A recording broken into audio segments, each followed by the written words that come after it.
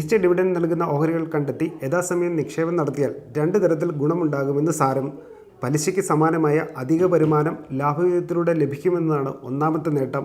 ഇത്തരത്തിൽ ലഭിക്കുന്ന ഡിവിഡൻഡ് അതേ ഓഹരിയിൽ തന്നെ വീണ്ടും നിക്ഷേപിച്ച് ദീർഘകാലം കാത്തിരുന്നാൽ മികച്ച നേട്ടം സ്വന്തമാക്കാനുള്ള സാധ്യതകളുമുണ്ട്. അതുപോലെ ഓഹരിയുടെ വില ഉയർന്ന നിലവാരത്തിലേക്ക് എത്തിയാൽ വിറ്റ് ലാഭം എടുക്കാമെന്നതാണ് രണ്ടാമത്തെ നേട്ടം. അതായത് ഡിവിഡൻഡ് എന്നത് നിക്ഷേപകർക്ക് ലഭിക്കുന്ന അധിക നേട്ടമാണ്.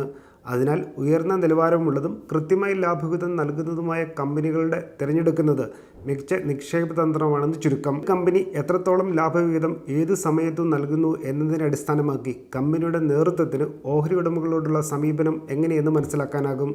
മുടങ്ങാതെ ഡിവിഡൻഡ് നൽകുന്നത് മാനേജ്മെൻറ്റിൻ്റെ നിക്ഷേപകരോടുള്ള പ്രതിബദ്ധതയുടെ ചൂണ്ടുപലക കൂടിയാകുന്നു. ഉയർന്ന ലാഭവിഹിതം നൽകുന്ന കമ്പനികൾ പൊതുവെ മികച്ച നിലയിൽ പ്രവർത്തിക്കുന്നവയായിരിക്കും. ഇത്തരം കമ്പനികൾക്ക് സ്ഥായിയായ വരുമാനവും അവരുടെ സംരംഭങ്ങളിൽ കുറഞ്ഞ തോതിൽ മാത്രം തുടർ നിക്ഷേപവും മതിയാകും.